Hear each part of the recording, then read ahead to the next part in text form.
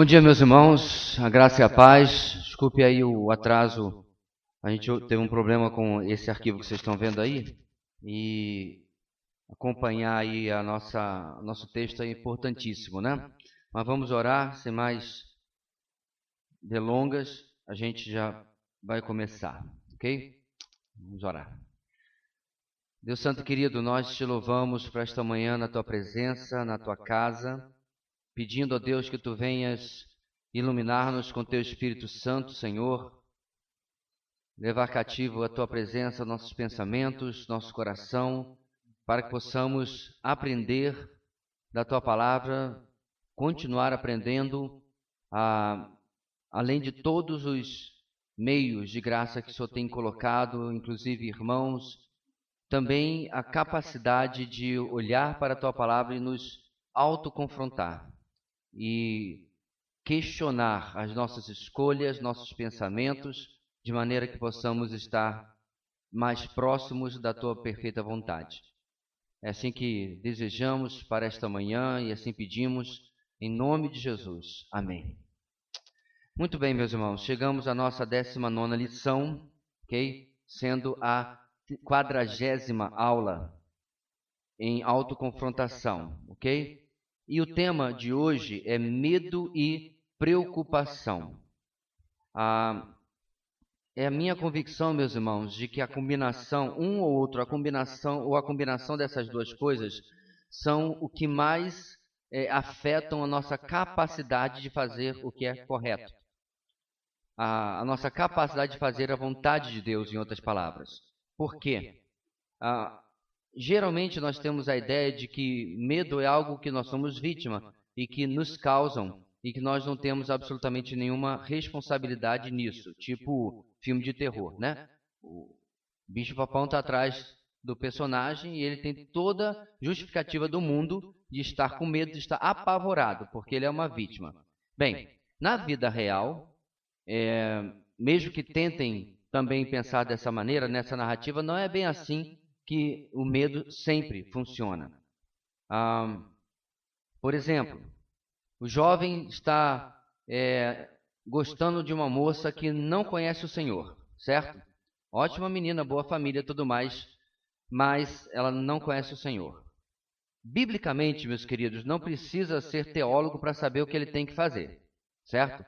Biblicamente não existe namoro evangelístico, não existe, né? Depois ela se converte. Eu já vi esse filme várias e várias vezes. Não, geralmente não acontece. Biblicamente a única alternativa é: esta pessoa não é para mim, ponto. Certo? Não importa quão apaixonado, elevado, andando a um palmo do chão a pessoa esteja. Essa é a diretriz bíblica. Porém, o medo entra nesse exemplo que eu estou dando aí, em que a pessoa pensa assim: poxa, mas se eu abrir mão deste relacionamento, desta possibilidade de relacionamento, será que eu vou encontrar amor algum dia na vida? Será que eu vou ficar sozinho? Será que eu vou encontrar uma pessoa que eu gosto tanto quanto essa pessoa? E esse é o medo que eu me refiro. A pessoa entra num parafuso de futuros possíveis que o levam a questionar o presente, que para ele é possível, e achar que isso é realmente algo aberto, possível, disponível para ele fazer, ok? E eu estou dando um cenário, mas a gente podia dar inúmeros cenários aqui. Um filho doente, e os pais entram numa preocupação absurda, e às vezes acabam tomando decisões equivocadas, erradas, até pecaminosas, por causa da preocupação. Então, espero que seja fácil nós compreendermos como que o medo e a preocupação eles estão na contramão da fé e da confiança em Deus, de que o Senhor, em última análise, está no controle de absolutamente todas as situações. Uma outra faceta do medo, meus irmãos, é o medo da própria vontade de Deus. Com essa velha história de eu não vou no médico, por quê? Vai que ele diz que eu estou doente. Então, muitas vezes nós sabemos o que temos que fazer, nós não temos dúvida de que Deus pode fazer muito mais do que pedimos ou pensamos, mas nós não temos medo do que Ele vai dizer, certo? De que Ele vai fazer ou dizer contrariamente à minha vontade. De novo, uma situação de saúde. Então você está orando e você está um poço de medo e preocupação e alguém pergunta, ô meu irmão, mas você não está confiando em Deus? Então lá dentro você diz assim, confiando eu estou. O que eu não tenho confiança é de que Ele vai fazer o que eu quero. Então, de novo, a gente entra nessa espiral de cauda, porque o nosso problema é, e se Deus responder de forma contrária àquilo que eu quero? E, novidade para ninguém, às vezes Ele responde, certo? É a velha coisa que a gente ouve desde que o mundo é mundo no meio evangélico. Deus tem 3 respostas, sim, não, espera. Né? O sim é uma maravilha, o espera a gente até tolera, mas o não é que é o nosso problema. Então, com medo e preocupação do não de Deus, nós começamos a tentar consertar a situação. E aí os problemas começam a se avolumar. Vamos ler, irmãos, o texto, 2 textos, na verdade, né, que estão na introdução da página 335 da nossa apostila. Mateus 6, 33 e 34, primeiro, todos juntos. Busquem, pois, em primeiro lugar o reino de Deus e a sua justiça, e todas essas coisas lhes serão acrescentadas. Portanto, não se preocupem com o amanhã, pois o amanhã se preocupará consigo mesmo. Basta cada dia o seu próprio mal. Acho interessante essa forma de Jesus falar, o amanhã se preocupará consigo mesmo, né? Os meus problemas que se virem, porque eu tenho que confiar no Senhor. 1 de João 4,18, próximo texto, diz assim todos juntos. No amor não há medo, pelo contrário, o perfeito amor expulsa o medo, porque o medo supõe castigo. Aquele que tem medo não está aperfeiçoado no amor. Ora, primeiro e principal mandamento, amar a Deus acima de todas as coisas. Amar a Deus acima de todas as coisas, meus irmãos, não é cantar música bonitinha para Deus, fazer coraçãozinho em direção ao céu, é obedecer, é submeter-se, é se agradar da presença de Deus, se agradar da vontade de Deus, mesmo que ela seja amplamente contrária à nossa. Ora, se eu amo e estou confiando, o medo não existe, porque não importa o que esse objeto do meu amor, que é Deus, vai fazer, eu estou tranquilo. Eu estou descansando, porque a vontade dele sempre é a melhor para a minha vida.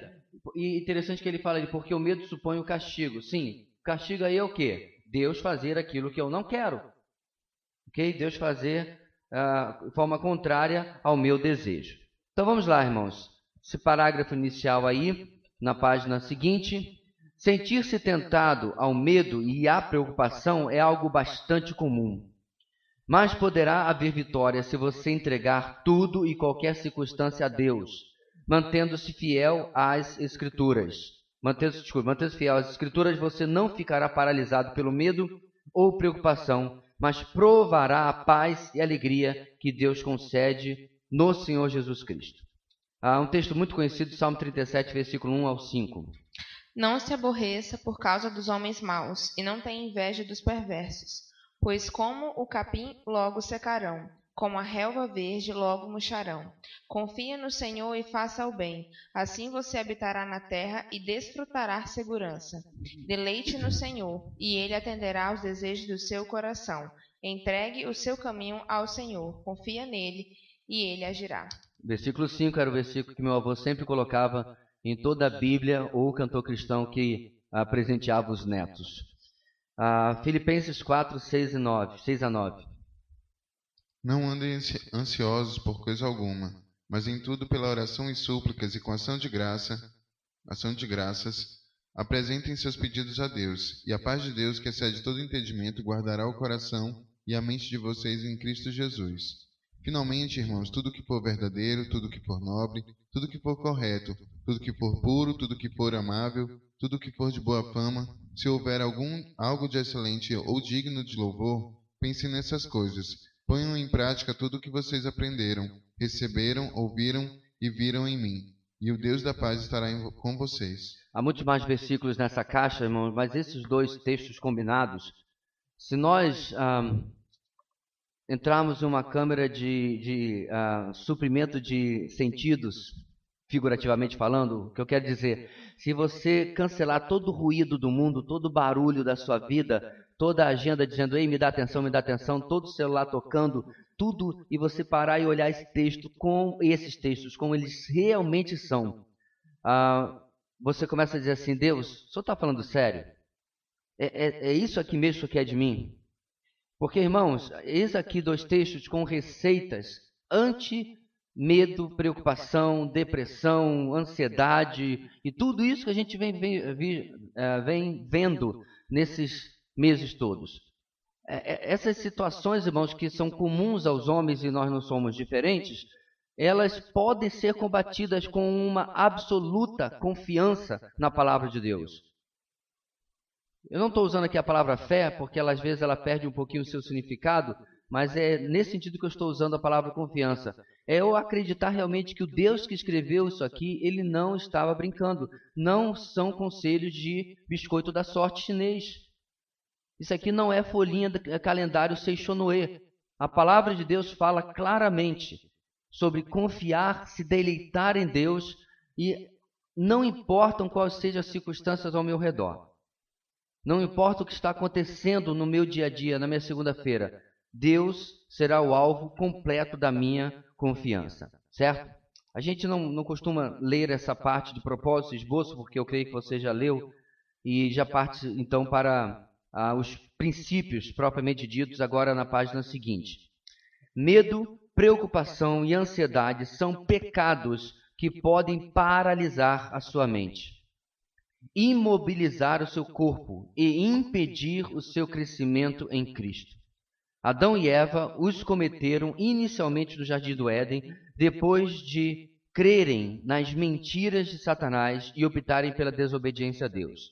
Satanás é quem está por trás desses obstáculos à maturidade espiritual, mas Deus, pela sua graça, concede o necessário para que você os supere. Então, antes nós lemos os textos, então preste atenção. Satanás, nós já vimos isso em várias circunstâncias, ele não pode possuir você, ele não pode obrigar você, ele não vai simplesmente do nada oprimir você, de novo, isso é só em filme de terror, certo? Mas ele pode manipular as circunstâncias, sempre com a permissão de Deus, testes também de Deus, para que você possa, o objetivo de Satanás é claro, né? Cair, ceder, achar que aquilo é a única alternativa que você tem, certo? Senão não tem mais como resolver isso daí.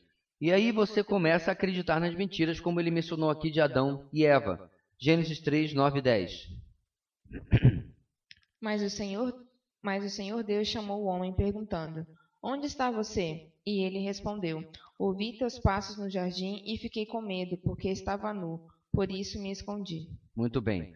2 Timóteo 1, 7. Pois Deus não nos deu espírito de covardia, mas de poder, de amor e de equilíbrio.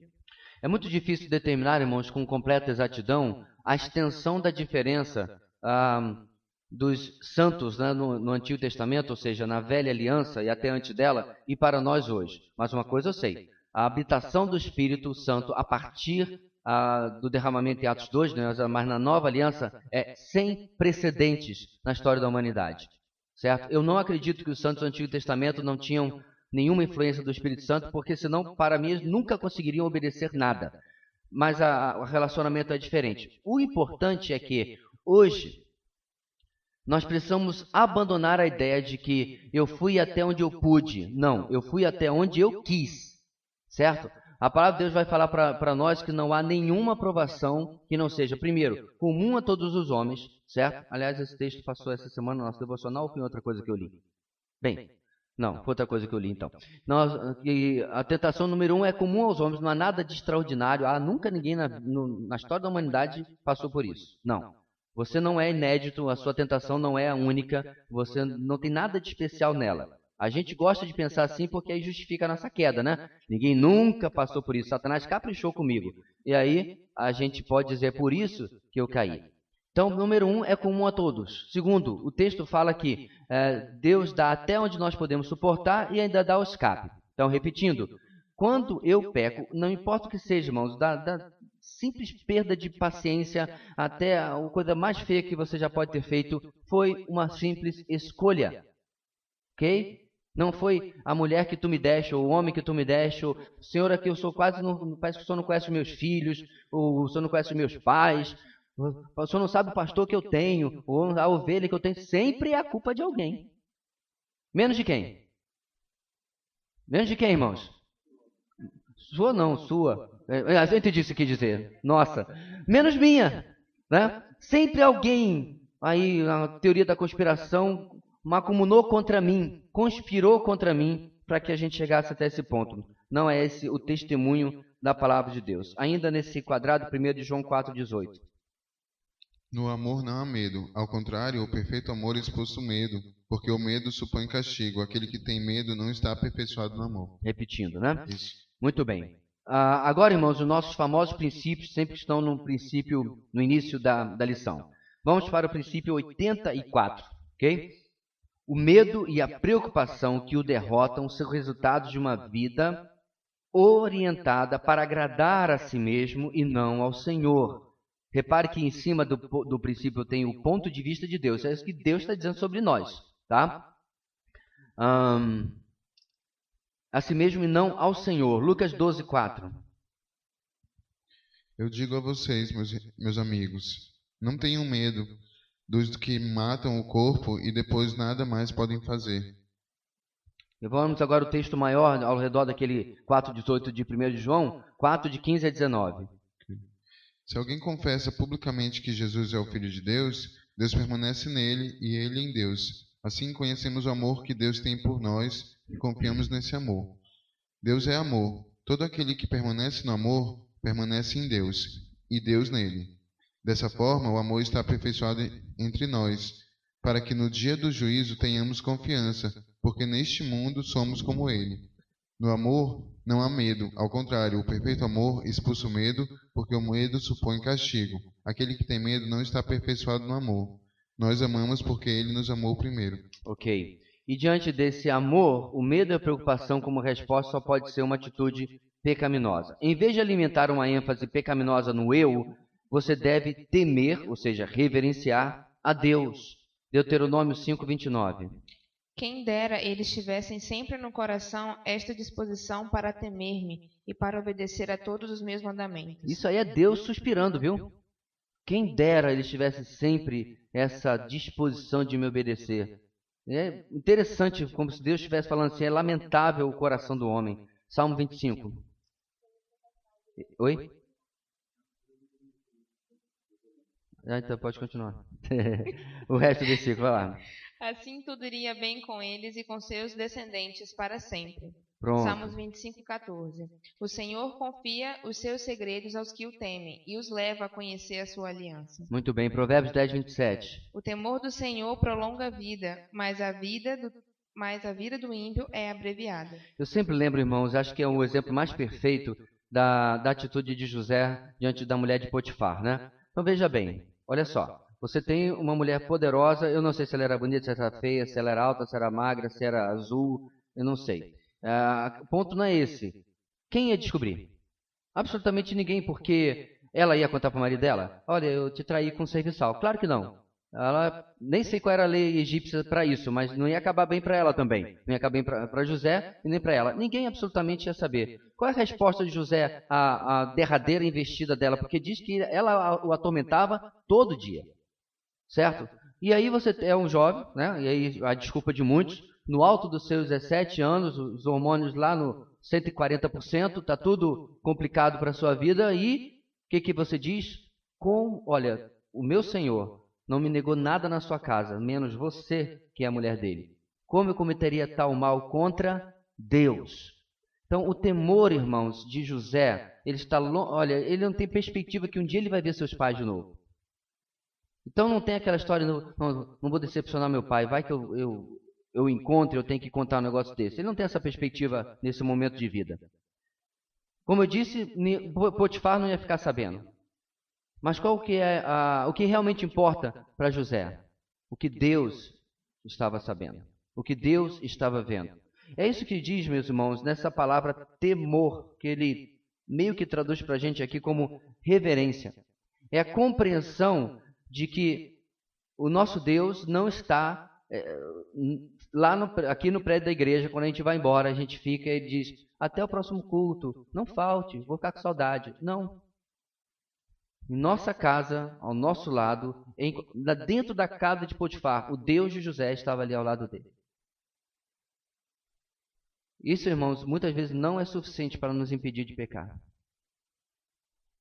Fazemos as coisas mais vergonhosas com o Senhor literalmente do nosso lado. Você consegue pegar essa noção? Que não é como se ele tivesse tirado férias e a gente aproveita a ausência dele para aprontar. Não possui essa possibilidade o Deus de toda a terra, o Deus que está em toda a terra. Bem, continuando, e ter para com os outros uma preocupação sadia, um cuidado sadio. 1 Coríntios 12, 25. A fim de que não haja divisão no corpo, mas sim que todos os membros tenham igual cuidado uns pelos outros. Filipenses 4:10. Alegro-me grandemente no Senhor, porque finalmente vocês renovaram o seu interesse por mim.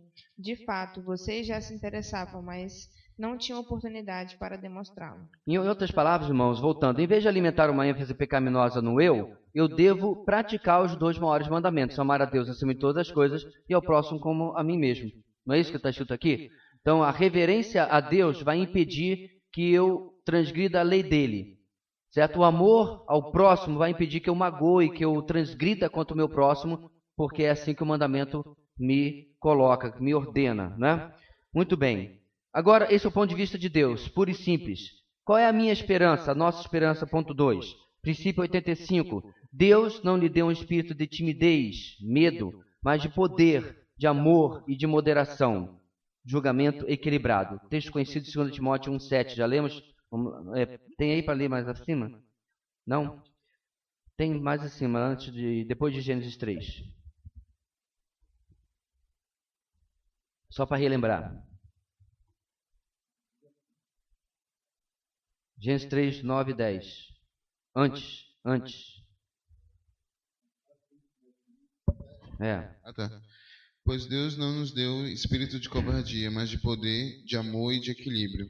Eu acho interessante que quem já teve a oportunidade de conviver em meios interdenominacionais, como eu tive desde o início da minha adolescência, consequentemente com muitos irmãos pentecostais, e é claro que eu não estou falando sobre todos eles, mas algumas vezes está lendo no grupo da escola tal, aí tinha uma jovem da Assembleia de Deus que dirigia lá, e ela lia esse versículo, ela falava sobre ousadia e tal, e quase falava para pegar o diabo e dar uma chave de braço nele. Não é isso, nada disso que você está falando, nada disso. Contra o diabo, esse pessoal tem uma tremenda ousadia, mas a ousadia aqui é contra o pecado, contra as situações na vida que atentam contra a nossa obediência, contra a nossa santidade. Aí é que eu devo ter ousadia. Ousadia para pregar a verdade, ousadia para defender a sã doutrina. Não tem nada a ver com você ir para o MMA com Satanás, até porque ele não está nem aí para isso. A ideia aqui, meus irmãos, é mudar a nossa visão, né, de coitadismo, de vitimismo diante das lutas espirituais da nossa vida. Porque, na verdade, nós temos nossa limitação espiritual, mas atrás de nós está o ser mais poderoso do universo.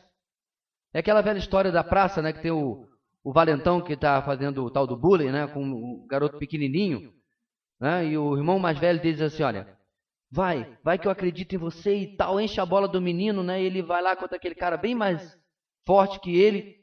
Quando o valentão vai dar o primeiro passo, ele olha para trás do garotinho e vê o irmão mais velho dele. Essa é a ideia, meus irmãos, por trás. Só que, enquanto que o garotinho não está sabendo que o irmão mais velho dele está atrás, nós sabemos que o nosso grande irmão mais velho está atrás. Então, quando o Davi, meus irmãos, vai contra Golias, felizmente muita gente já fez isso em algumas mensagens, Davi não é essa pessoa toda corajosa. O que ele diz? Você vem contra mim com paus e pedras e tal, mas eu vou contra ti em nome do Senhor dos Exércitos, a quem você tem desafiado. Então essa noção, meus irmãos, precisa estar presente na nossa vida, na luta contra a carne, contra o mundo e contra o diabo, nossos 3 inimigos. De que o poder que está em nós é maior do que aquele que está em qualquer um deles. Ok? Muito bem.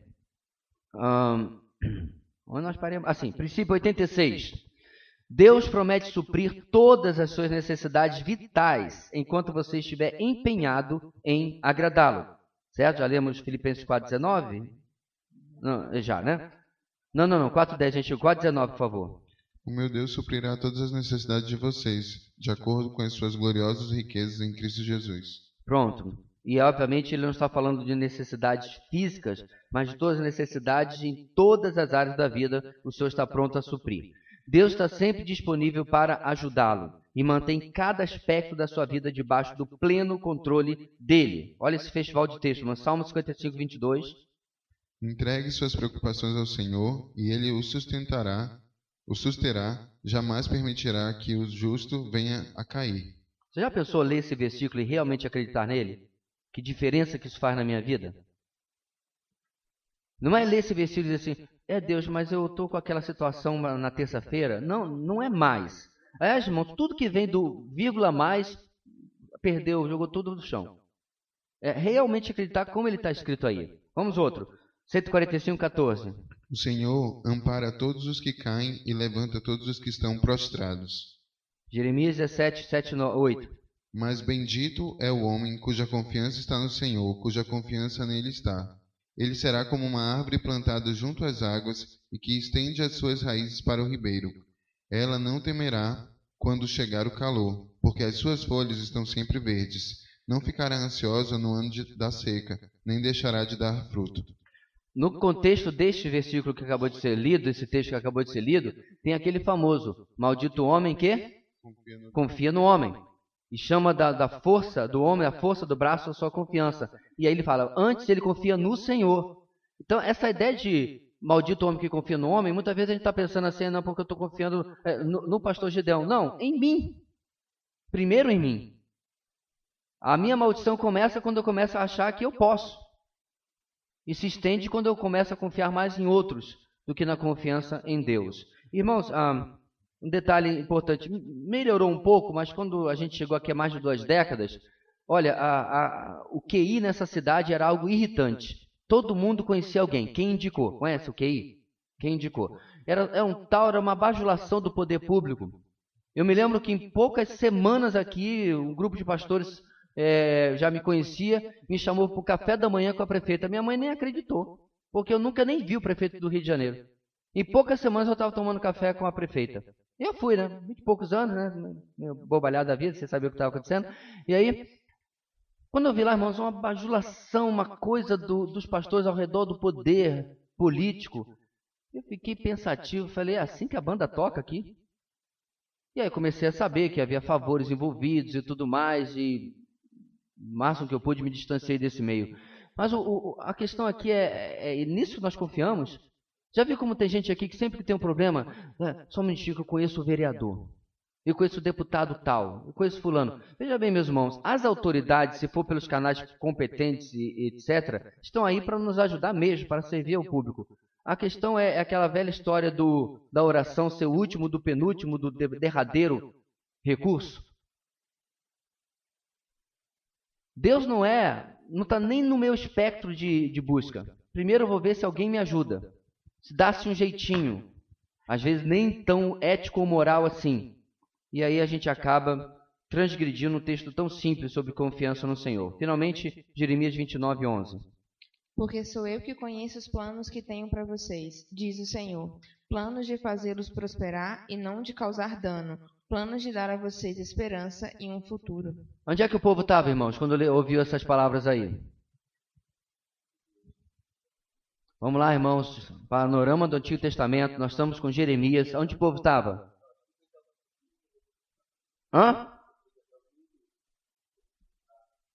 Cativeiro babilônico. Jesus, estão acordados? A gente já falou isso 300 milhões de vezes nesta igreja. Cativeiro babilônico. E Deus fala o quê? Eu tenho um plano de vida e não de morte. Eu fico pensando, irmãos, o povo lendo a profecia de Jeremias, que chega a ele. Senhor, não sei se o senhor está entendendo muito bem o que está acontecendo aqui. A gente teve Jerusalém sitiada, teve pessoal que comeu o próprio filho. E o senhor está dizendo sobre plano de vida, não de morte. A morte já está no nosso meio. Deus está olhando 70 anos no futuro, quando Israel é ou Judá pelo menos, né, é restaurado. Então, a questão aqui, meus irmãos, é: ou eu confio em quem tem a história nas suas mãos, ou eu vou viver em ansiedade, medo e preocupação. Agora, preste atenção, olha só como é que a nossa cabeça funciona. Quando eu estudei Daniel pela primeira vez, é um livro inclusive publicado pela ABU, Daniel fala hoje. Quando eu estudei Daniel bem pela primeira vez, irmãos, esse livro ele foi um estudo de rádio na década de 50, se eu não me engano, e à medida que o estudo ia sendo feito, o controle de Deus na história, dos impérios, é uma coisa tão fantástica que pessoas ligavam para o programa se convertendo, por causa do grande poder do nosso Deus. Então preste atenção, você estuda Daniel e Deus tira a Babilônia, coloca a Medo-Pérsia, profetiza anos na frente que vai botar a Grécia, depois vai chamar os romanos, inclusive chama a Grécia pelo nome. E tudo acontece como Deus profetizou, e você diz: que grande Deus nós temos. Aí na semana seguinte você vai fazer um exame de sangue e dá lá um resultado complicado e diz: oh meu Deus, o que eu farei? Tem uma coisa errada com a minha cabeça. O Deus que literalmente rege a história da humanidade, certo? Uma grande orquestra em que ele rege os impérios para tudo acontecer conforme ele quer. Ele molda até, meus irmãos, o que Alexandre o Grande vai fazer para que o grego tome conta do mundo antigo e o Novo Testamento possa chegar a todos. Mas aí vem um papel do laboratório com o meu diagnóstico. E aí o que eu falo? Deus perdeu o controle. Não, pastor, nunca direi isso. Dizemos sim, irmãos, sem palavras. Sem palavras dizemos: Deus perdeu o controle. Ou o RH lhe chama, ou o que quer que seja que aconteça na nossa vida. A única solução, amados, para medo e preocupação é absoluta e irrestrita confiança na vontade e no poder de Deus. Não importa onde Ele nos levar. Qualquer coisa menos que isso vai abrir espaço para medo e para preocupação. Não há negociação quanto a isso. Ou eu confio realmente que Deus tem planos de vida, ou eu vou sempre acreditar que é como se Deus fosse um meio sádico e estivesse sempre buscando oportunidades para nos fazer sofrer, para fazer algo ruim na nossa vida. O ponto é que muitas vezes, irmãos, as pessoas vão sofrer. Muitas vezes nós vamos sofrer. É difícil, às vezes, entender, ontem a gente viu até um filme sobre isso, por que Deus permite determinadas coisas e atrapalha o nosso pseudo-paraíso que a nossa vida está. Está tudo tão maravilhoso, tão comercial de margarina, e daqui a pouco azeda tudo. E aí nós temos que olhar, irmãos, para a mensagem do domingo, que inclusive continua hoje. Nós até queremos as provas, mas só se for como a fornalha dos amigos de Daniel. Eu quero sair de lá sem um cheirinho de fogo, nada, nem um cabelo fora do lugar. Eu não quero sair nem mais bronzeado por causa do calor, eu quero sair como se tivesse acontecido absolutamente nada. Aí Deus fala assim: não, eu achei o seu plano legal, mas o meu plano para você está mais para a área de Estevão. Não, senhor, aí não. Ou o senhor está falando só da primeira parte da vida de Estevão, pregar e as pessoas cometerem. Essa aí eu quero. Essa aí, tamo junto. Aí Deus responde: não, estou falando do todo. Estou falando inclusive do apedrejamento. E aí eu não quero. Eu quero escolher o que Deus vai fazer ou não vai fazer na nossa vida, na minha vida. E esse, irmãos, é a grande parte de onde vêm as nossas dificuldades de confiança e de fé. Terceiro, a sua mudança. Princípio 87. Despoje-se da timidez. O que eu preciso fazer para que o ponto de vista de Deus aconteça e eu tenha esperança? Despoje-se da timidez, do medo e dos pensamentos que o perturbam. Revista-se de amor e moderação no poder do Espírito Santo. Reconheça que em Cristo Jesus você encontra paz. João 14, 27.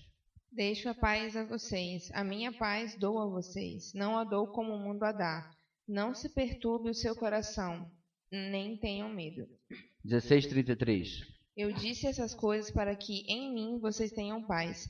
Neste mundo vocês terão aflições, contudo tenham ânimo, eu venci o mundo. Essas situações, irmãos, de troca são constantes na vida cristã. inclusive para com aqueles que tinham uma vida ruim antes.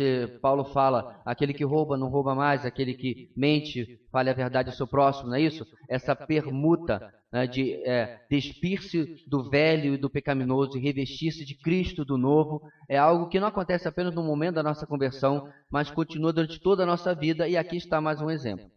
Essa troca é fundamental para que eu realmente possa viver aquilo que a palavra determina que vai ser a fonte de vitória para mim e para a sua vida. Princípio 88. Despoje-se das preocupações egocêntricas com respeito ao futuro. Revista-se da prática da palavra, dando ênfase especial à oração com ações de graça e aos pensamentos que o levam a meditar nas coisas de Deus. Vamos lá, irmãos. Mateus 6:25. Portanto, eu digo, não se preocupem com sua própria vida, quanto ao que comer ou beber, nem com seu próprio corpo, quanto ao que vestir. Não é a vida mais importante que a comida e o corpo mais importante que a roupa? Texto bastante conhecido, né? Onde mais à frente o Senhor vai falar entre buscar o reino de Deus em primeiro lugar e sua justiça, e todas as demais coisas nos serão acrescentadas. Filipenses 4:9 nós já lemos, né? Filipenses 4:6-7, já lemos também? Já, né? Colossenses 3:2. Mantenham o pensamento nas coisas do alto e não nas coisas terrenas.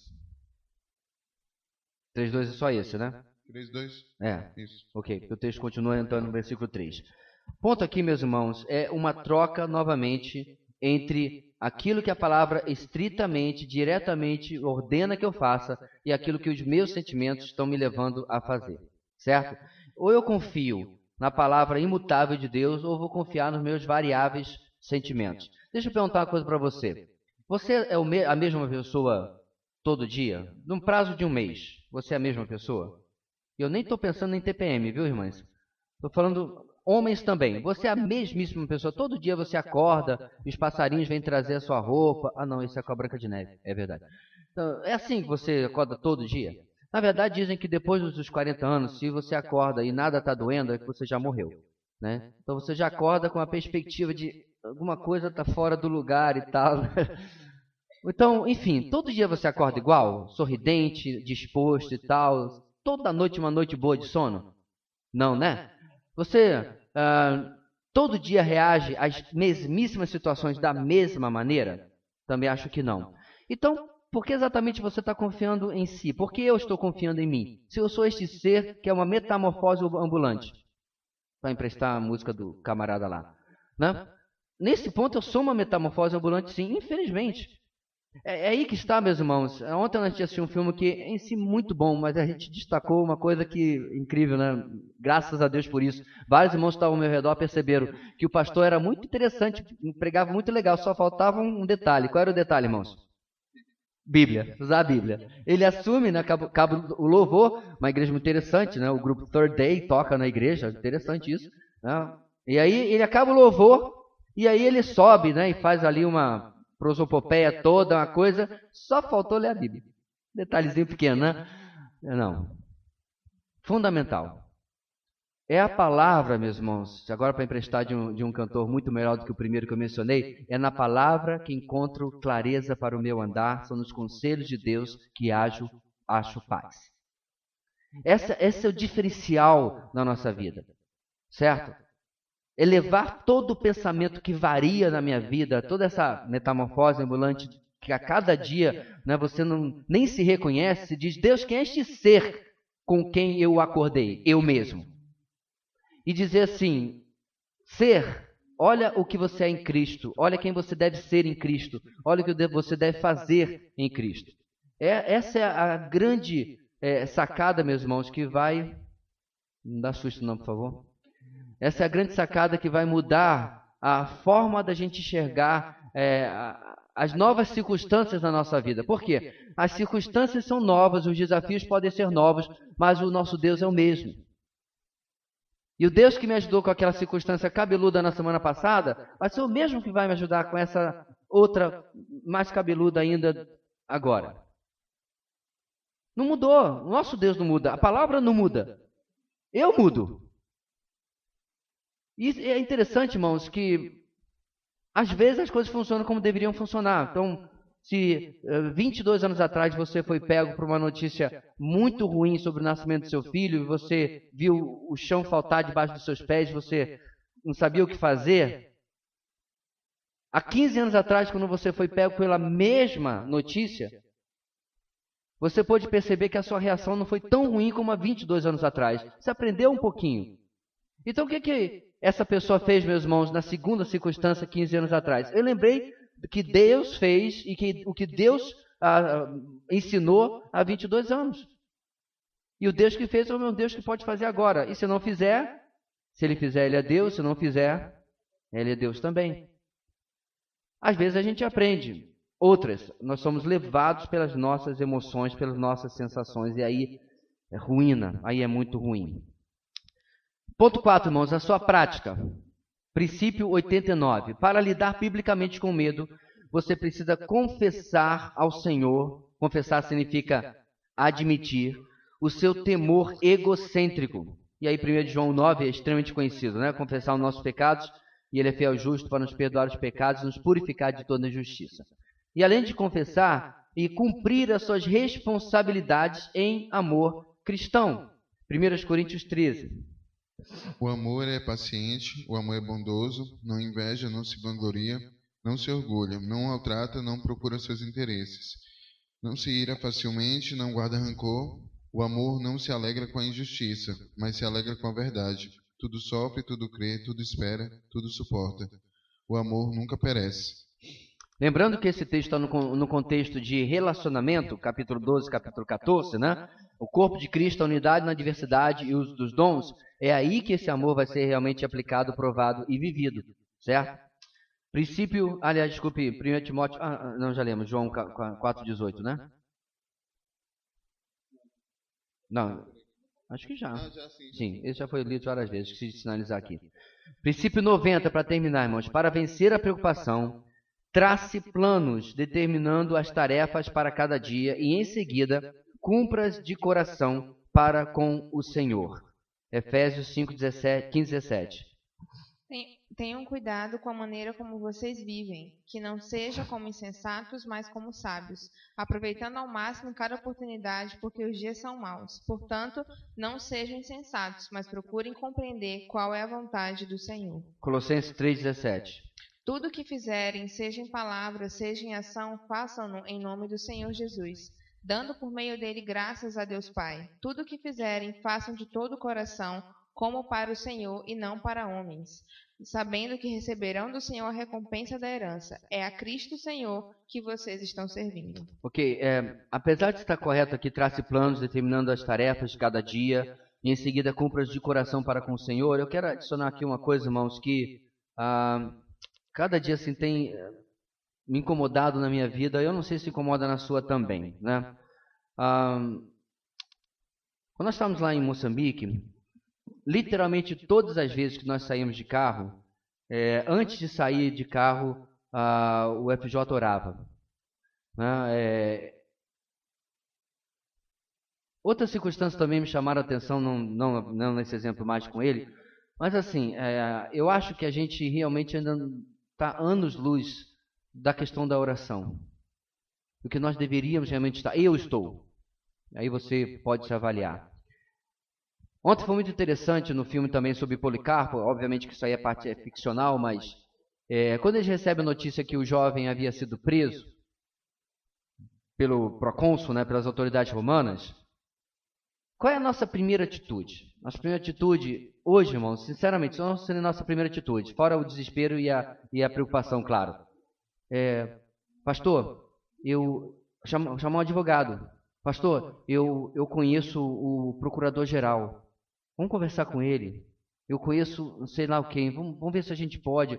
Eu tenho certeza, irmãos, que se eu chegasse aqui, irmãos, olha, o meu filho foi preso pelas autoridades.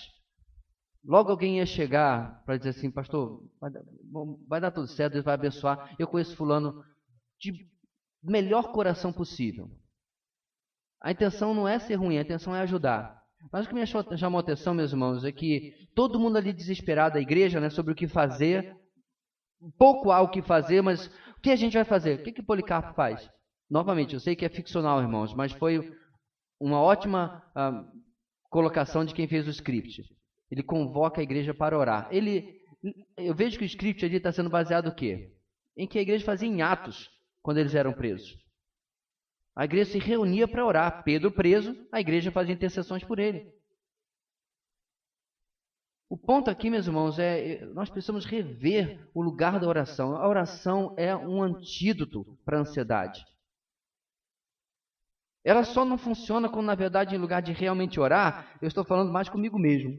Não é oração, eu estou querendo fazer uma queda de braço com Deus, mas não funciona. Mas quando é uma oração realmente de entrega, de confiança, ela muda a mim. Como dizia C.S. Lewis, né? A oração não tem o objetivo de mudar a Deus, tem o objetivo de mudar a mim. Muda a minha disposição, muda a minha visão do que está acontecendo. Então, irmão, nós vamos ver muitas coisas aqui, inclusive vai passar pela oração, mas é algo que a gente precisa realmente rever na nossa vida. Pastor, como é que eu posso ver se eu preciso rever isso na minha vida? Simples. Você conseguiria, na semana passada, pegar uma folha de 7, né, fazer 7 colunas na semana passada e assinalar nessas 7 colunas, manhã, tarde e noite, quantos momentos de oração você teve? Eu não me refiro a antes das refeições, antes de dormir. Momentos em que você parou para orar. Literalmente. Assim como você para, deixa eu parar aqui para responder meus e-mails ou minhas mensagens, deixa eu parar aqui para assistir a minha série preferida. Você parou para orar. E essa nossa avaliação vai levar a mim e a você a descobrir se eu realmente entendi o papel da oração nas minhas lutas, nas minhas preocupações, nos meus medos do meu dia a dia. Enquanto você faz essa sua revisão mental, a gente continua aqui. Tentado ao medo e à preocupação. Quando você vive para agradar a si mesmo, as circunstâncias que Deus planeja para ensiná-lo a confiar nele e a ser obediente resultam em tentações que o levam ao medo e à preocupação. Preste atenção no que o autor está falando aqui, meus irmãos. Olha só. Quando você tem a tendência de agradar a si mesmo, você é egocêntrico. Deus promove circunstâncias cujo objetivo é ajudá-lo a ensinar você a confiar em Deus, ok? Mas essas circunstâncias, esses testes, se transformam em provações não por causa de Deus, mas por causa da sua atitude egocêntrica. Como você não passa pela prova bem, a queda naquela prova foi porque você mesmo transformou a prova em uma provação. Então Deus trouxe aquela notícia ruim na sua vida. É Deus que promoveu aquilo. Promoveu para quê? Para lhe levar aos joelhos, para lhe levar à confiança, para lhe levar a quebrantamento na presença dele. Em lugar disso, você responde com medo e preocupação. Você é reprovado, querido, pela sua própria atitude egocêntrica. A culpa não é de Deus. A culpa é minha, a culpa é sua, na nossa atitude. Salmo 56:4. Em Deus cuja palavra eu louvo, em Deus eu confio e não temerei. Que poderá fazer-me o simples mortal? Isaías 12:2. Deus é minha salvação, terei confiança e não temerei. O Senhor, sim, o Senhor é a minha força e o meu cântico. Ele é a minha salvação. Muito bem. Lamentações 3:22 e 24. Graças ao grande amor do Senhor é que não somos consumidos, pois as suas misericórdias são inesgotáveis. Renovam-se cada manhã. Grande é a sua fidelidade. Digo a mim mesmo, a minha porção é o Senhor, portanto nele porei a minha esperança. Tiago 1:2-4. Meus irmãos, considerem motivo de grande alegria o fato de passarem por diversas provações, pois vocês sabem que a prova da sua fé produz perseverança, e a perseverança deve ter ação completa, a fim de que vocês sejam maduros e íntegros, sem que falte a vocês coisa alguma. Bem, como é que nós somos tentados ao medo e à preocupação, então? Situações em que você é tentado ao medo e à preocupação, uma lista parcial, né? Vamos ver lá. Leia de cima para baixo, ou seja, a gente vai ler primeiro as circunstâncias da vida. Pode passar, filho. Ok? Primeiro as circunstâncias da vida, depois a gente vai para a circunstância mental e espiritual. Vamos lá. Aproximação da morte. contas inesperadas. Todas as coisas que acontecem na nossa vida, ok? Redução ou perda nos rendimentos. Acidente grave, doença prolongada. Cirurgia iminente. Achei interessante a cirurgia que um amigo meu passou. E ele falou assim: minha cirurgia é tal dia, já coloquei todos os meus afazeres em dia. A família não ia ter que correr atrás daquela senha que ninguém sabia qual era. Ninguém ia ter que ficar procurando onde é que estava tal documento. Porque ele sabia, literalmente, que ele podia ir para a mesa de cirurgia e não voltar. Porque não é algo simples. Não é algo banal. Mas ele tinha uma perspectiva dizendo assim: mais difícil vai ser para quem ficar do que para mim. Então ele fez todas as circunstâncias para deixar tudo em dia nos seus afazeres. Perda de um relacionamento. Às vezes é livramento, viu, irmão? Procura de uma nova igreja, de um novo trabalho, de uma nova residência, etc. Perseguição, ameaça. Filhos adultos deixando o lar. Nós estamos quase nessa fase dos casais da nossa igreja é muito jovem, né? Alguns já chegaram lá, é verdade, mas a grande maioria não está lá, está chegando alguns. Essa é a chamada fase do ninho vazio, em que muitos casamentos entram em parafuso. E é algo realmente que pode atrapalhar e trazer medo e preocupação. Situação difícil no trabalho ou no lar. Será que você poderia descobrir? Aqui tem 1, 2, 3, 4, 5, 6, 7, 8, 9, 10 circunstâncias da vida. Quantas delas você já não passou?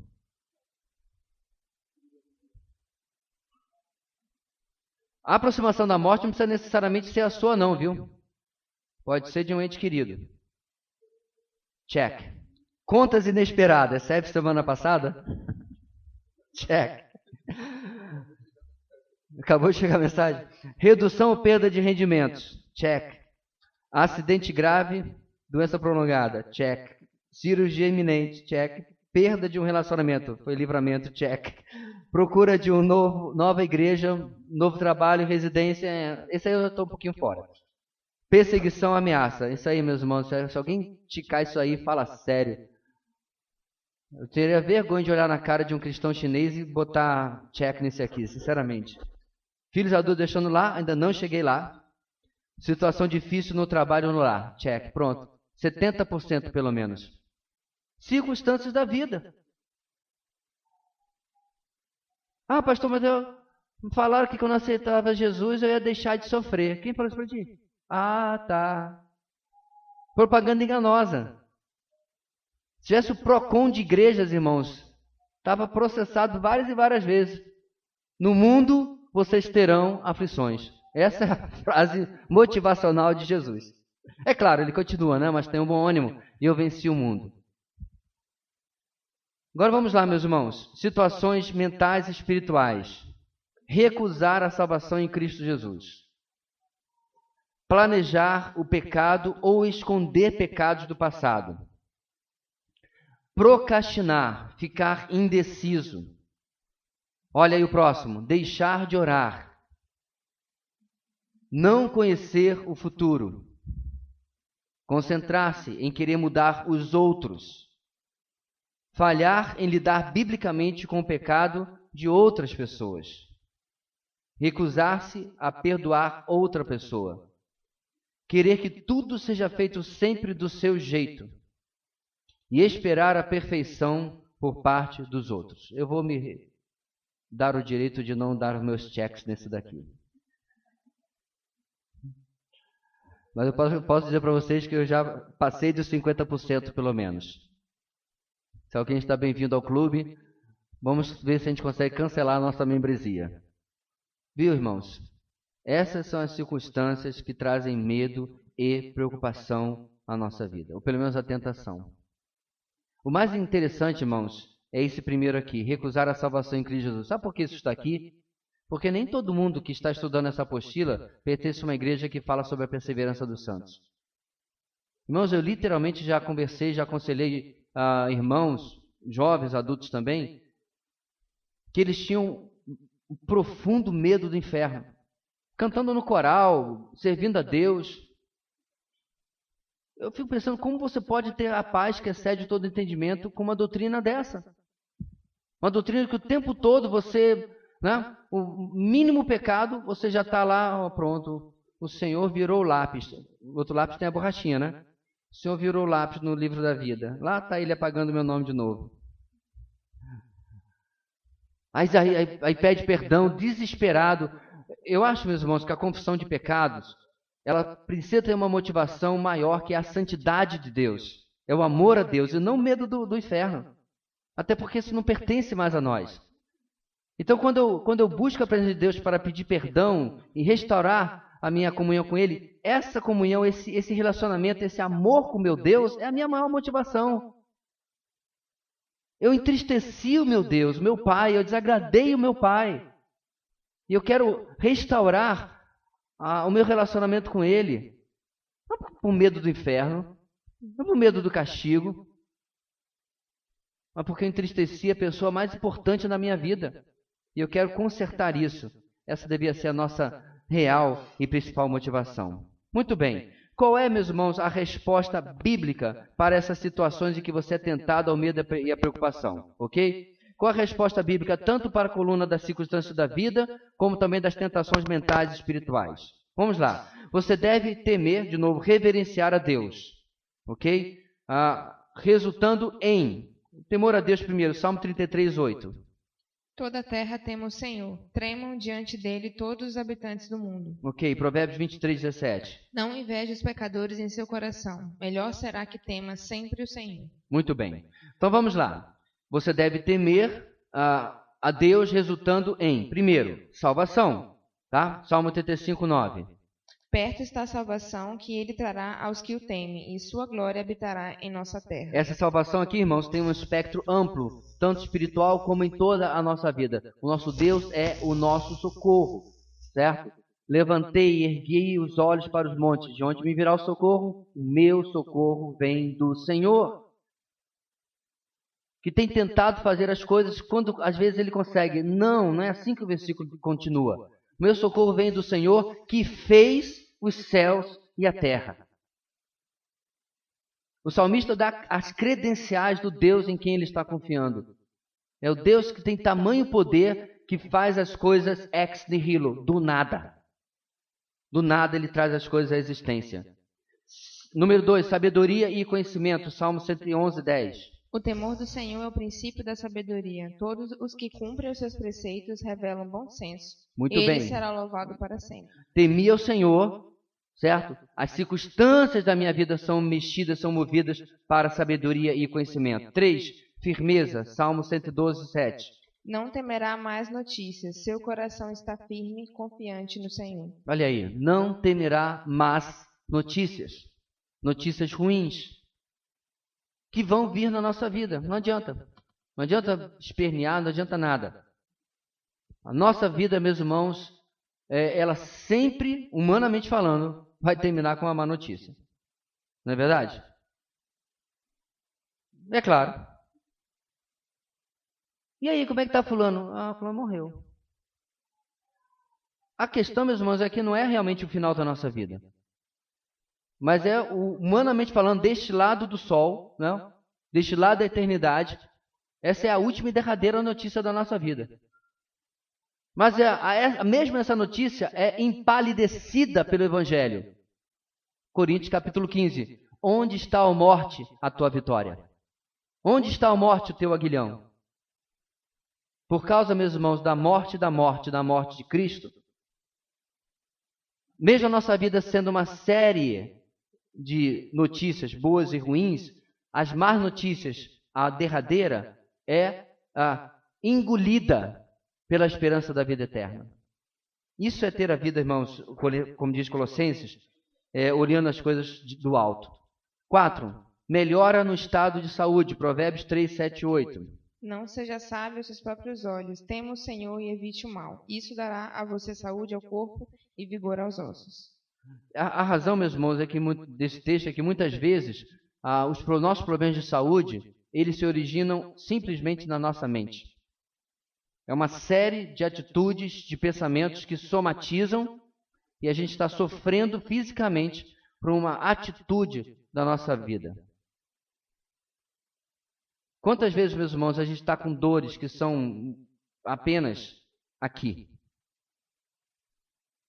que influenciam o nosso corpo, que afetam o nosso corpo, que libera substância no nosso corpo que a gente não precisava ter.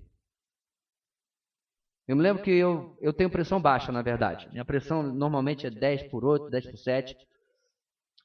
E houve uma época na minha vida que eu tive uns picos de pressão, há muito tempo atrás, e eu fui no cardiologista, que inclusive era nosso irmão em Cristo. E aí fiz lá os testes, né? Tinha plano de saúde na época, fiz tudo que podia, fiz esteira, fiz isso, fiz aquilo. E aí eu tive que ouvir, irmãos, né, o óbvio. O irmão, o cardiologista, falou para mim assim: pastor, eu acho que o senhor sabe o que está acontecendo, porque o senhor está com a saúde, vou deixar a parte, saúde de atleta. A não ser por esse problema aí. Então, se o seu corpo não tem problema nenhum, se o seu coração não tem problema nenhum, seu problema está onde?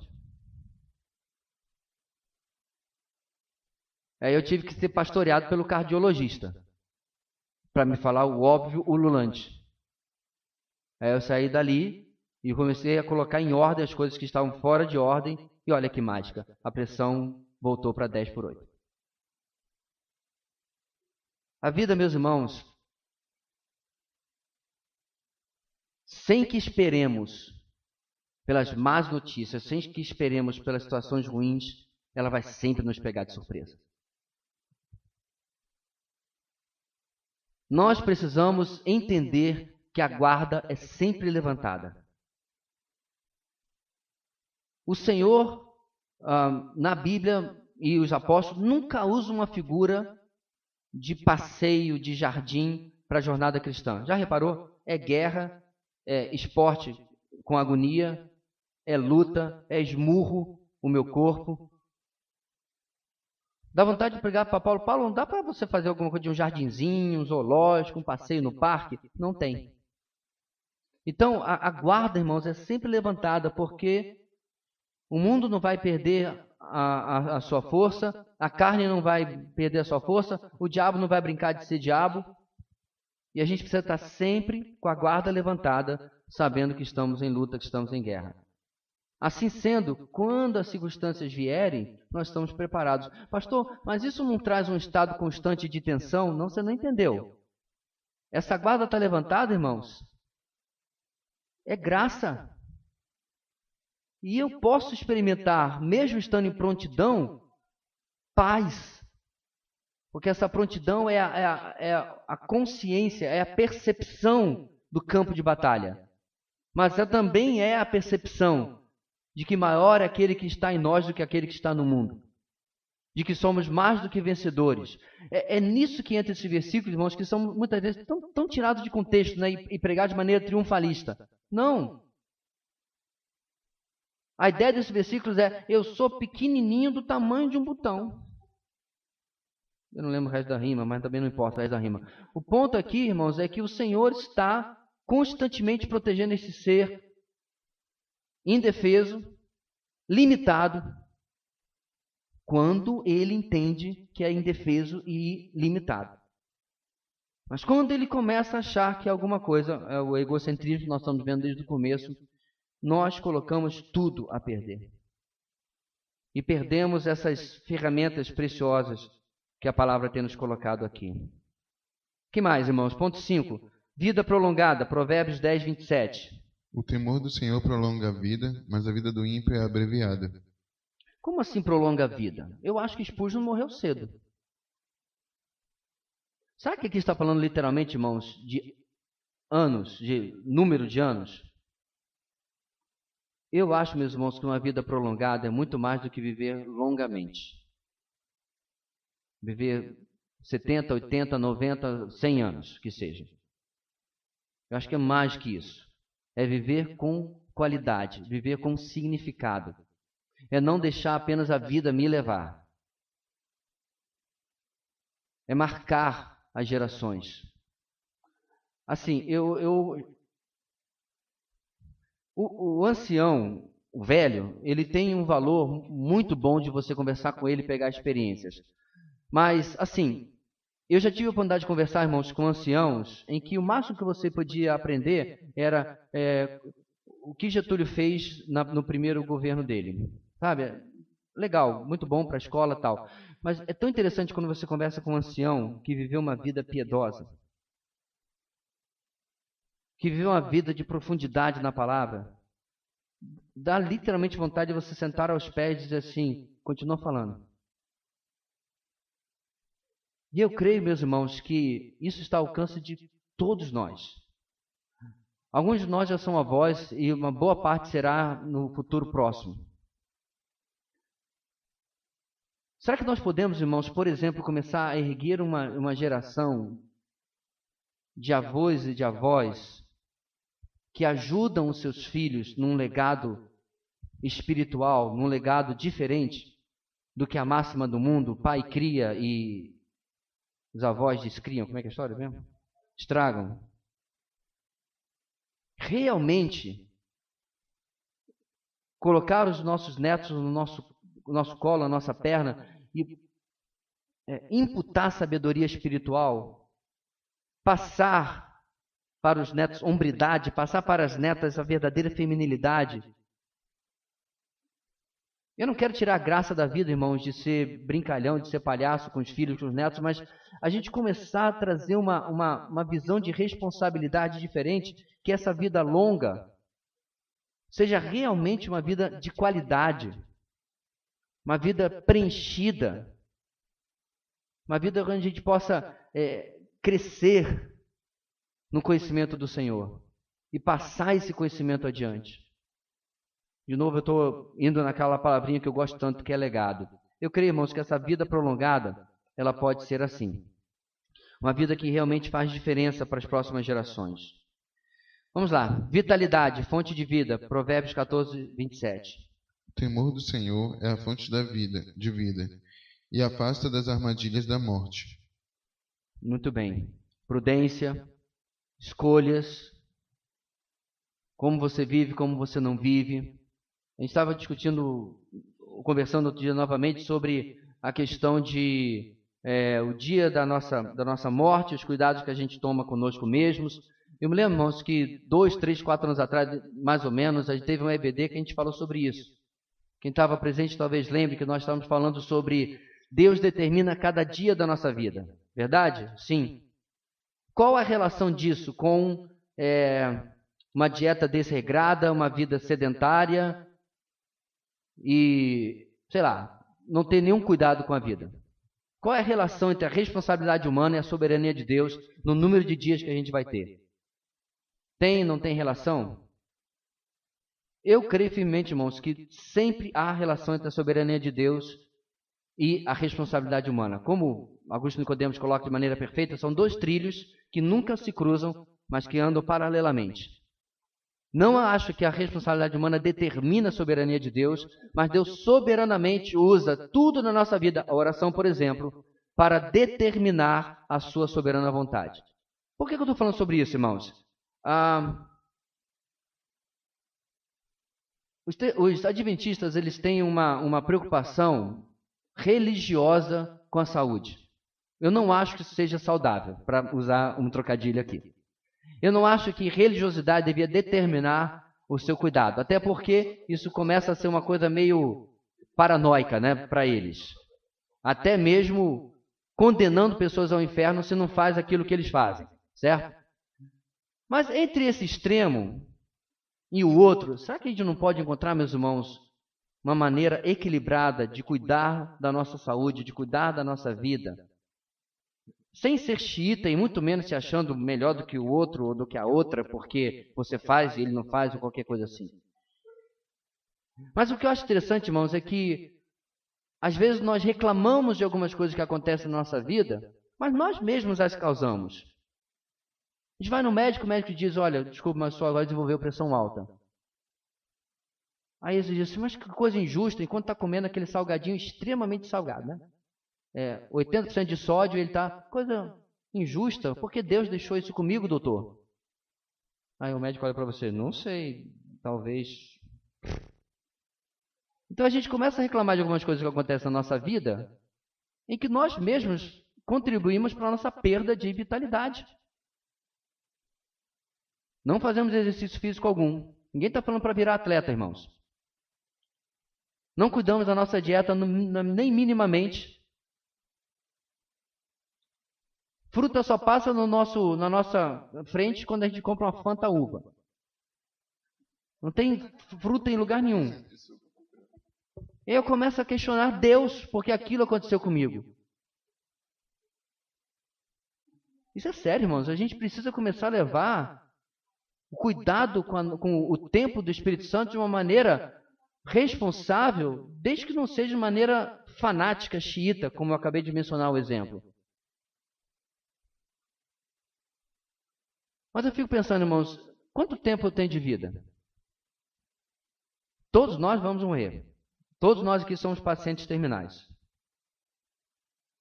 Não é? Ou alguém vai ficar para a sementeira? A grande questão, meus irmãos, é: será que a saúde que eu vou ter durante os próximos anos da minha vida vai me possibilitar viver para a glória de Deus? Viver glorificando a Deus? Viver de uma maneira, irmãos, que eu possa até o mais longe da minha vida ser produtivo para o reino? Uns meses atrás nós perdemos um teólogo que eu admiro muito, Warren Wiersbe, autor de uma Bíblia comentada, de vários comentários, 120 e tantos livros, se eu não me engano, 150, e até o finalzinho da sua vida produtivo. Até o final da sua vida servindo o reino. Então as pessoas muitas vezes fazem essas coisas pelas motivações mais vaidosas e superficiais. Mas nós podemos fazer, você pode fazer, para uma motivação mais elevada. Servir a Deus por mais tempo. Servir a Deus com melhor qualidade de vida. Essa vitalidade, meus irmãos, muitas vezes eu não ajudo, eu não contribuo, não coopero com Deus para que haja na nossa vida. Bondade e misericórdia de Deus para com você, Salmo 31, 19.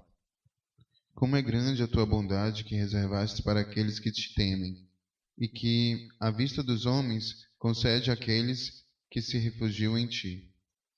Recompensa eterna, Apocalipse 11, 18.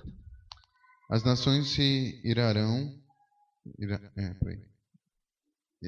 As nações se iraram e chegou a tua ira. Chegou o tempo de julgares os mortos e de recompensares os teus servos, os profetas, os teus santos e os que te temem, o teu nome, tanto pequenos como grandes, e de destruir os que destroem a terra. É a última parte, ou a penúltima, né, sobre os santos, é que faz parte do ponto 8. 9. Proteção e cuidado de Deus na sua vida. Salmo 34, 7. O anjo do Senhor é sentinela ao redor daqueles que o temem e os livra. Bênçãos do Senhor. Salmo 115, 13. Abençoará os que temem o Senhor, do menor ao maior. Obediência e motivação para servi-lo. Deuteronômio 10, 32. E agora, ó Israel, que é que o Senhor, o seu Deus, pede a você, senão que tema o Senhor, o seu Deus, que ande em todos os seus caminhos, que o ame e que sirva ao Senhor, o seu Deus, de todo o seu coração e de toda a sua alma. 10, 12, na verdade. Sono tranquilo, Provérbios 19, 23. O temor do Senhor conduz à vida. Quem o teme pode descansar em paz, livre de problemas. E finalmente, segurança, Provérbios 14, 26. Aquele que teme o Senhor possui uma fortaleza segura, refúgio para os seus filhos. Você deve temer a Deus, resultando em... Essas são as promessas que o Senhor tem na sua palavra, meus irmãos, para essa palavrinha tão pequenininha chamada temor. Temor é submissão, é reverência. Temor é colocar-nos de tal forma diante do nosso Deus, em que Ele seja realmente maior e mais poderoso do que as circunstâncias que venham tentar promover o medo e a preocupação na nossa vida.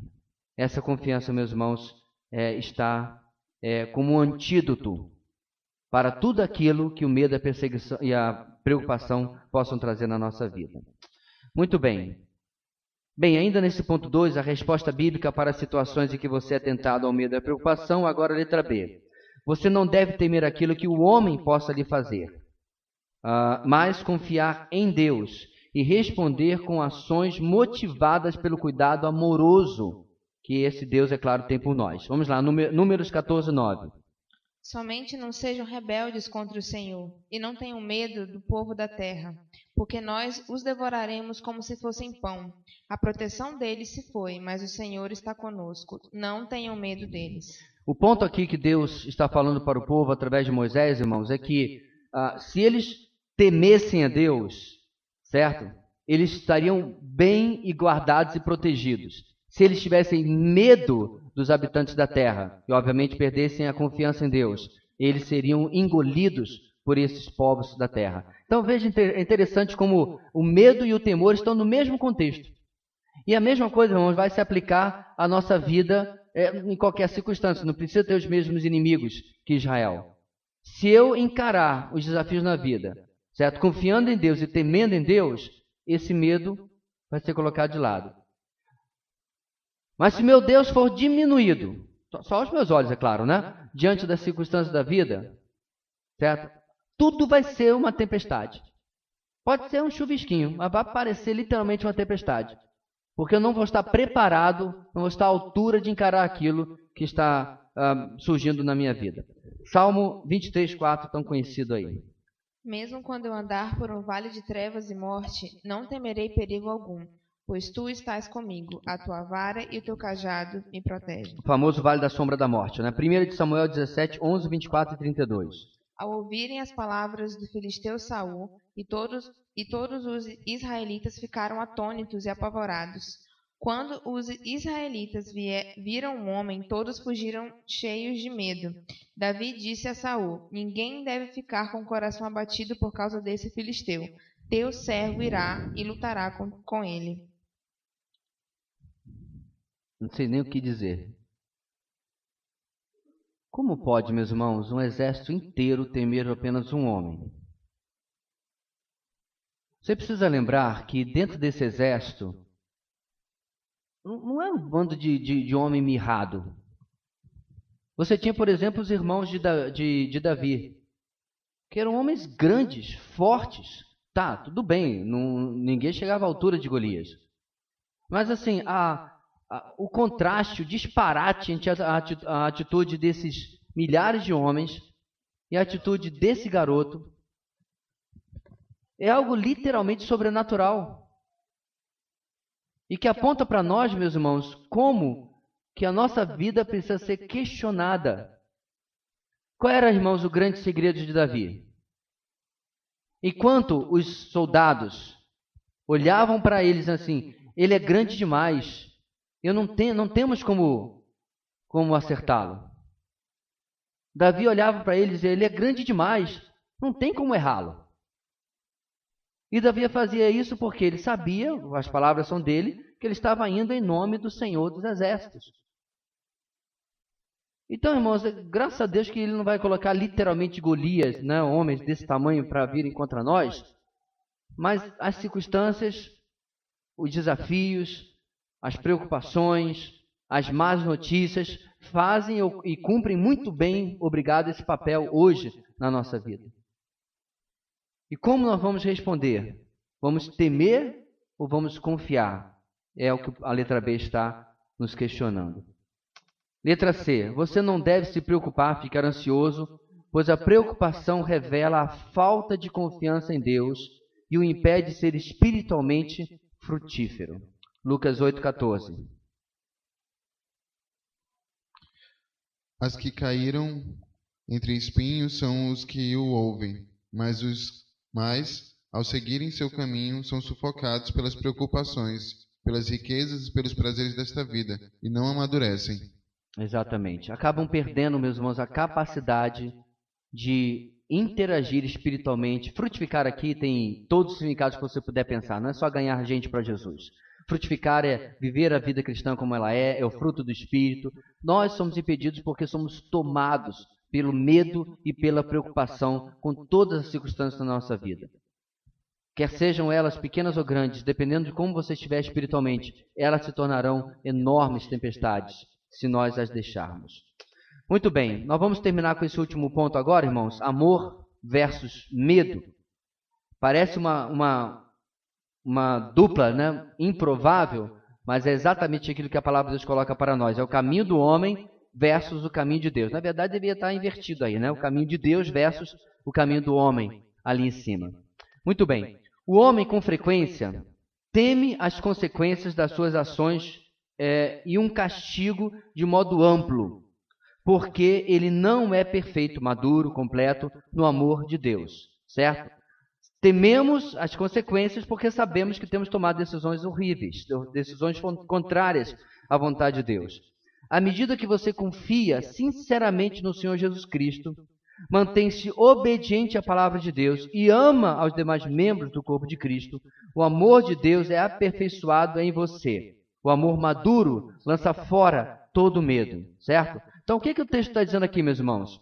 A essência de vencer esse medo e preocupação é largar de ter uma vida egocêntrica, certo? O que Paulo fala mesmo, irmãos, lá em Filipenses capítulo 2? Considerem os outros superiores a si mesmo. Então veja bem o raciocínio de Paulo, irmãos. Deus fala, considere o Tiago superior a si mesmo, Joverci. E aí beleza. Só que Deus fala a mesma coisa para o Tiago também. Tiago, considere o Joverci superior a si mesmo. Então, não é o que Paulo está dizendo uma via de mão única, é uma via de mão dupla, que serve para absolutamente todas as relações dentro do corpo de Cristo. Certo? De irmãos, de parentes, é claro também, sendo irmãos em Cristo, aonde nós vamos sempre estar com a predisposição de servir. Ok? Então, das coisas mais banais da vida, a pia está cheia de louça, certo? O que eu posso fazer para servir alguém que já tem me servido? O que é interessante, irmãos, via de regra, essa é a nossa postura, certo? O almoço está pronto? Não está pronto ainda? Quantos minutos? Aí o almoço finalmente fica pronto, certo? Aí eu sento, como se estivesse preso no cativeiro há 4 meses, me levanto e volto para as minhas atividades. Alguém cuide do resultado, né, do meu almoço. Eu já estou satisfeito. Se não for, meus irmãos, um treinamento de civilidade e educação e uma boa dose de altruísmo, esse é o resumo da nossa vida.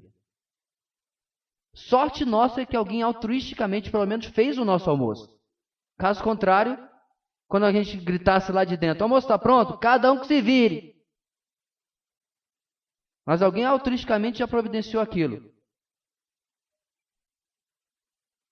E nós precisamos, irmãos, começar a verificar isso em tudo na nossa vida.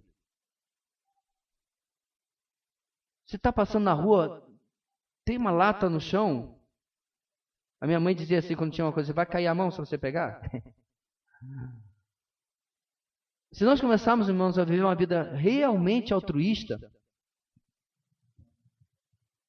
a gente começa a facilitar a nossa vida e a vida dos outros. Eu digo uma coisa para vocês, um dos lugares onde eu sou menos altruísta é no trânsito.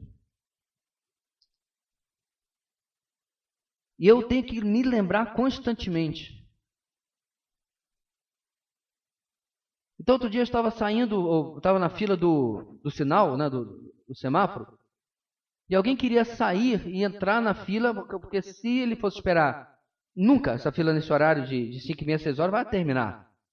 Ele vai ficar ali querendo sair da vaga dele, né, para poder entrar na fila do semáforo também, até 7 da noite, porque a fila nunca vai diminuir. Alguém tem que parar, para que ele saia da vaga e entre na frente, né? E aí eu vi que passou 2, 3, 4, 8 carros. Eu estou vendo aquele cara lá com a ré ligada. Aí eu vou ficar comigo. Ninguém está parando, eu estou com pressa também. Vou fingir que estou vendo o WhatsApp. Ah, mas eu não quero parar não. Mas a desgraça, irmãos, é que o Espírito Santo não dá sossego nem nessa hora. tanta coisa mais importante para ele fazer na vida, né? Gente, pecador para converter. Ele resolve converter logo este pecador. Aí eu parei, né? Aí para completar, irmãos, assim, a minha boa ação, eu parei para o camarada sair. Adivinha o que o cara de trás fez? 3 vezes? E achei que ele estava vendendo a bondita da buzina dele.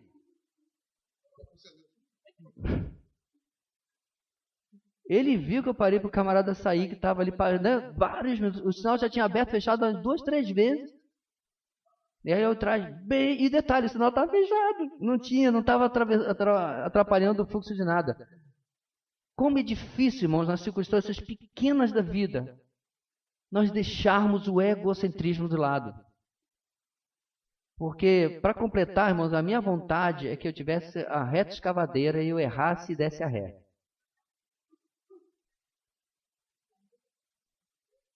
Difícil, irmãos. No dia a dia, nós vermos o outro, o direito, a dificuldade do outro. É mais difícil ainda quando o outro ainda está agindo de maneira errada. E assim nós somos confrontados, irmãos, constantemente com as nossas escolhas. Eu vou para um lado ou vou para o outro? Vamos ver a diferença entre o caminho de Deus e o caminho do homem. O contraste entre o medo e o amor e o medo. O caminho de Deus. Vamos lá. Câmbio, teste. O caminho de Deus, o amor. Olha a letra A. O amor procura oportunidades para dar. Alguém conhece João 3,16?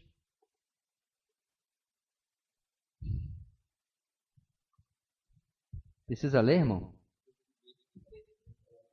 Não.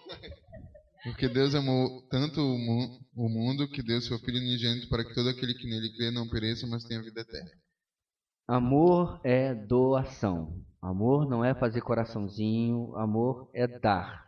Do seu tempo, da sua atenção, do seu dinheiro, dos seus recursos, dos seus dons, dos seus talentos. Amor é doação. Ponto. Não tem outra coisa. Amor, irmãos, é tirar de nós para alguém, o que quer que seja. É tão interessante, irmãos, que não passa nem perto da noção mundana de amor. O amor do mundo é a música do Roberto Carlos. Eu preciso tanto me fazer feliz. Essa é a ideia do mundo. Não é a ideia de Deus. A ideia é oportunidades para dar. Letra B, o amor entrega sua vida pelos outros. Outro 3,16 de João, só que agora na primeira carta. Nisto conhecemos o que é o amor. Jesus Cristo deu a sua vida por nós e devemos dar a nossa vida por nossos irmãos. Essa é uma noção tão simples, irmãos, que no mundo das histórias em quadrinhos, a diferença entre o herói e o vilão é que o herói está sempre disposto a morrer pelo seu próximo. Até o mundo sabe de uma coisa tão óbvia assim. Ele está sempre disposto a dar a sua vida, correr risco para salvar alguém mais fraco, que não tem poderes como ele, ou assim por diante. Já reparou? O vilão não, o vilão não está nem aí. Ele só quer ver o mundo pegar fogo. E aí nós vamos para o cinema, ou lemos a história em quadrinhos, a gente acha isso fantástico. Mas na vida prática eu não tenho condição de correr nada, risco nenhum pela vida de ninguém. E assim a gente perde a oportunidade de ser um super-herói, por assim dizer. Porque o único verdadeiro super-herói que existe não tem sido exemplo suficiente para a minha vida. Não tenho feito como Jesus. Letra C, o amor tudo crê. 1 Coríntios 13:7. Tudo sofre, tudo crê, tudo espera, tudo suporta. E D, o amor nunca acaba. O amor nunca perece. Exatamente. Esse é o caminho de Deus. É como Ele deseja que nós possamos fazer em amor. Ora, olha o nosso caminho, o caminho do medo. Está no lado. O medo mantém-se alerta para as possíveis consequências de um envolvimento. Eu? Abrir a minha vida? Dar? Abrir a minha casa? Abrir a minha amizade? Me dispor? Não. As pessoas vão me magoar. As pessoas vão me ferir. As pessoas vão me decepcionar. Sabe o que eu respondo para você? Duh. Você faz isso, querido. Por que você acha então que você é tão especial assim? Você literalmente acha que você nunca magoou, decepcionou ninguém? O mais interessante, irmãos, é que ser magoado e ser decepcionado só acontece porque você tem expectativas irrealistas sobre as pessoas. A mágoa, a decepção, geralmente vem de vidas egocêntricas. Deixa eu dizer uma coisa para você. Você nunca conseguiria magoar, decepcionar a Jesus. Nunca. Judas tentou. Pedro tentou. E não fez nem um risquinho na superfície. Amigo, aqui vens. Com um beijo você trai o Filho do Homem? Pedro, você vai morrer por mim? Antes que o galo cante, você vai me trair 3 vezes, meu amigo. E aí o resto da vida Jesus ficou magoadinho com Pedro. As pessoas tentaram reconciliá-lo, tentaram marcar uma intervenção, ver se eles faziam as pazes. É assim que a história continua, irmãos? Não. Pedro, amas-me mais do que a estes? 1, 2, 3 vezes.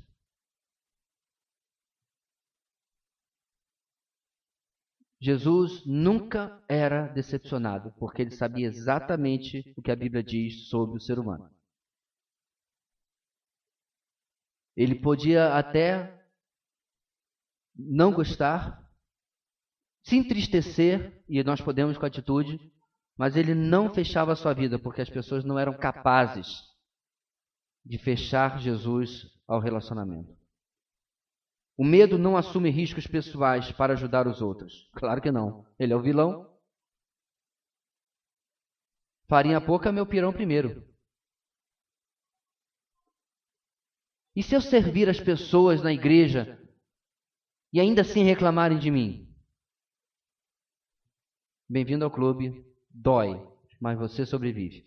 Se o seu propósito for servir primeiro a Deus. O medo é altamente desconfiado. Ele se baseia sempre na pior perspectiva possível ou em experiências anteriores ruins para agora definir o que vai fazer ou não vai fazer. Medo gera maior medo. Falhando no cumprimento de responsabilidades, você sentirá maior medo por temer as consequências de ter agido com irresponsabilidade. É um ciclo vicioso que nunca vai terminar. Assim, meus irmãos, olhe de novo para essas 2 listas e vê o que Deus propõe para mim e para você e o que a carne, o mundo, o diabo, tudo que não presta, propõe para você. Agora, eu pergunto novamente, qual é a vida que realmente vale a pena? Qual é a vida que você realmente vê exemplificada em Jesus? A todo novo convertido que eu trabalho ou que eu conheço, eu uso sempre a tarefa de ler os evangelhos. Mateus, Marcos, Lucas e João, para que ele conheça o Senhor a quem agora serve. E esse Senhor a quem agora nós servimos, irmãos, está unicamente deste lado. Então veja bem, não precisa levantar a mão. Você já fez uma oração assim, Senhor, eu quero ser mais como teu filho, me faz como Jesus. Eu quero que as pessoas vejam Jesus em mim. Está aqui, ó. Não tem alternativa, irmãos. Porque se na sua cabeça ser como Jesus é algum tipo de experiência mágica, sem autonegação e sem sacrifício, você não entendeu nada, porque Hebreus diz que até o filho teve que aprender pela obediência. Até ele aprendeu do jeito difícil, e era o filho. Quanto mais nós. Aliás, esta expressão, irmãos, o caminho de Deus, não é a primeira vez que nós vemos em autoconfrontação, ok? Os autores têm constantemente usado essa expressão para trazer-nos a confrontação das nossas decisões, a confrontação dos nossos caminhos. Qual o caminho que nós temos tomado? Para que nós possamos finalmente chegar à conclusão, Senhor, do meu jeito não tem dado certo. Do meu jeito só tem sido tiro no pé atrás de tiro no pé. Aliás, não tenho nem mais pé, só tenho mais buraco do que pé. Tanto tiro que eu já dei. E nós precisamos, irmãos, tomar isso para nós e para a palavra, a qual lhe confronta 7 vezes por semana, no mínimo, se você tem o abençoado hábito do devocional. E tomar essa palavra a sério. Tomar essa palavra como realmente transformação de vida. Na semana que vem nós vamos continuar, irmãos, a partir do ponto 2. O poderoso amor de Jesus Cristo desarma o medo. Amém? Vamos colocar de pé, irmãos, encerrar orando.